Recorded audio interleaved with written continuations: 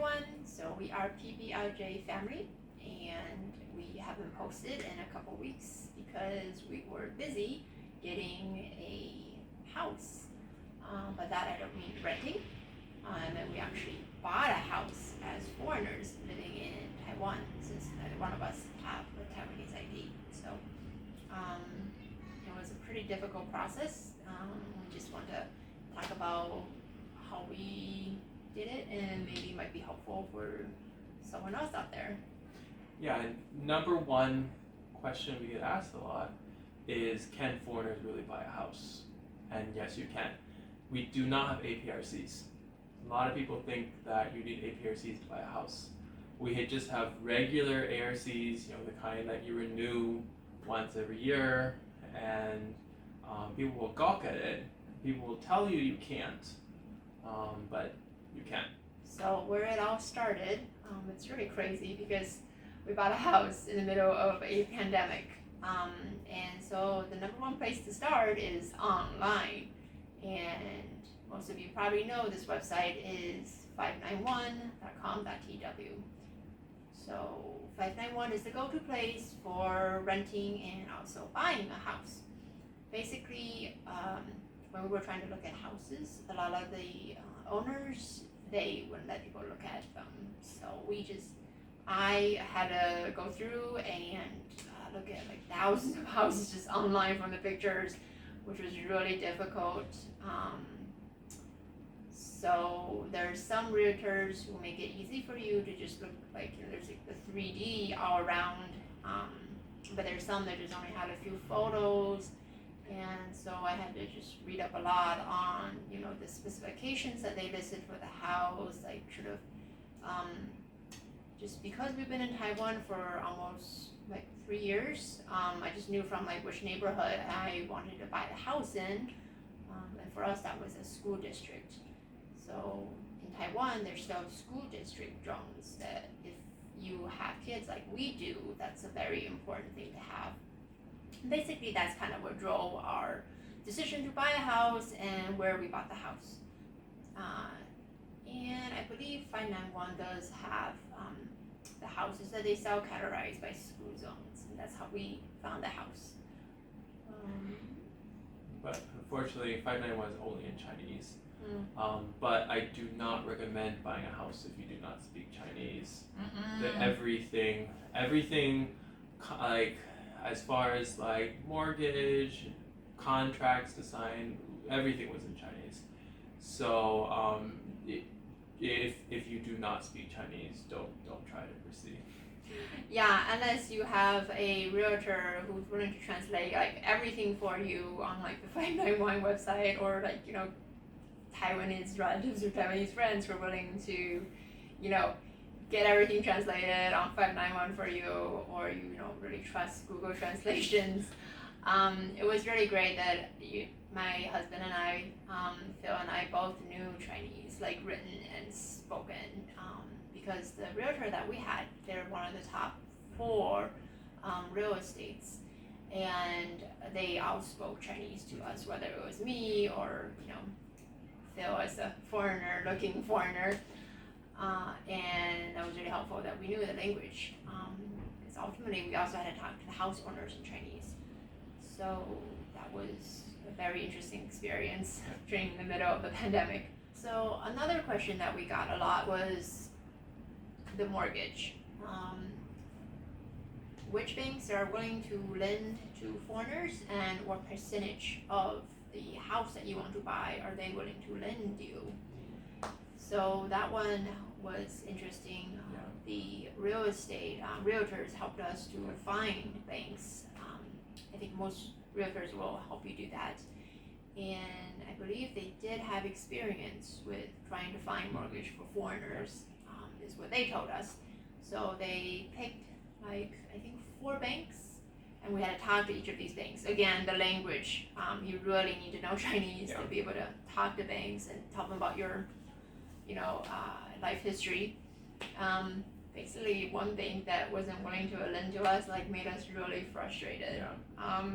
And their Chinese name is flower flag, and they were an international bank, and I thought for sure we would get a mortgage with them. But no, there were questions like, oh, so like, how many years you've been working, caveat, I think at least 3 years for most banks. And because we were really close to that cutoff, they're like, oh, we can't like start the process with you, that kind of thing. And then, I was saying, but, we are US citizens, you have like branches in the US, and, if you lend to us, like, even if we were to go back to the US, you'd be able to track us down.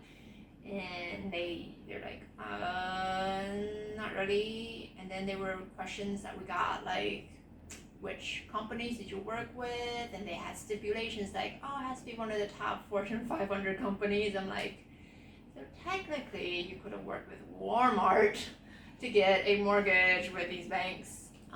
And then of course there were banks, even though that they technically say they lend to foreigners, they still ask for Taiwanese ID when they got through the application. And they're like, oh, like, we'd be happy to lend to you. Do you have like a Taiwanese ID? And I'm like, duh. Yeah, so yeah, if you want to know the list of banks that, we were recommended, like, you can private message us. And our email should be down there below. And if you want to know which realtor that we use, I'd be happy to recommend you them also. You can private message us. We did talk with a lot of banks. I know it's a complete waste of time. Because we asked them, do you give loans to foreigners? And at first, some banks would say no, and then one that later called me up and said, actually we do, and then had us go through the whole application process. And under Taiwanese ID, I wrote down my ARC number, and they said, wait a minute, we don't accept ARCs, but that's, why did we waste our time? We asked you that question at the very beginning. Because at first our realtor said, oh, you might be able to get up to 80%. Don't count on that.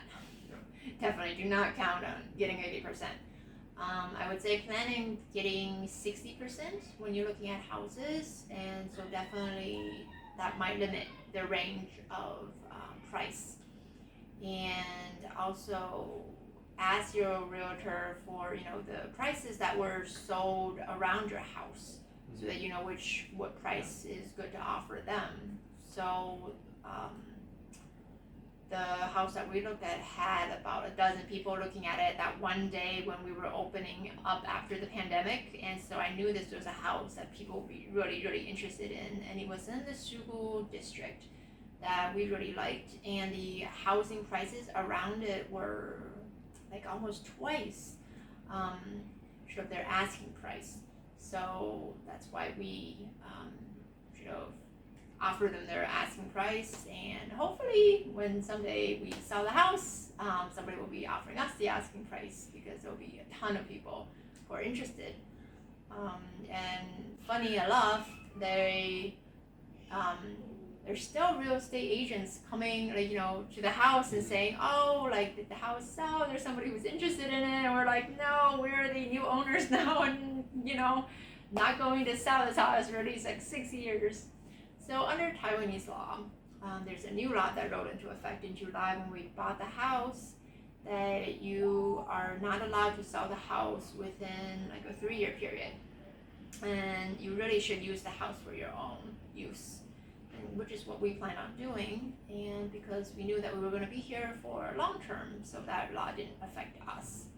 Basically, that law came into effect because there were people overseas, whether they're Taiwanese citizens or other foreigners, who were allowed to buy houses that they would buy the house, and then a year later they would sell the house for twice the money that they bought it for. That really drove up the housing price. So basically the housing price here is already like California, New York City. That's sort of the range that we bought the house for. It was like the price of a small New York City studio is what this house, I think it's about 1,000 square feet. It's kind of the equivalent of that in New York City. If you're interested in, just look that up and you know the price that we pay for this apartment. And also, interesting enough, Taiwanese people don't really like stairs. So if you're like young and able-bodied, you can buy a little bit on the higher sort of ground. The ones on the first floor are really expensive. Second floor, a little bit less. Third floor, okay. And a lot of these older buildings, they don't have elevators, so they, depends on which floor you are. That's sort of the housing price. And I think the buildings with the elevators definitely sell for a lot more, obviously, because they're managed by people. You have like guards at the front who are taking your, packages. Right, but we didn't want that because they have a large management fee of like $2,000 to $3,000 NT a month, and the whole reason why we bought is because we wanted to stop paying rent. And if we would have bought an apartment with a large management fee, then what's the point? So yeah, like you don't get that management fee back when you sell the house. So and plus, even though we had one of the nicest management, their amenities were not open like half of the time. Whether it's because of the pandemic or they were, trying to manage it well, it just, they were down for maintenance. It was not worth the management fee that we were paying. So we're really happy with not living in a managed elevator building. And even though we do have to go chase after the trash truck every night, it's a good experience. I think we're really living like the Taiwanese logo, which is really what we wanted to do. And so that's sort of our experience. I'm sure there's lots of questions that you still have about, actually buying the house, which is what we did. So we own the house now. The deeds are in our name. So, and we're just, there were so many things that happened to us. We will answer questions and probably will make another video and hopefully maybe give you a house tour after the chaos is settled a little bit more. So that's sort of our story, and we just wanted to share that with people because there's really not a lot of resources out there. We had one blog that we saw, it's also listed below, about buying a house in Taiwan. That was it.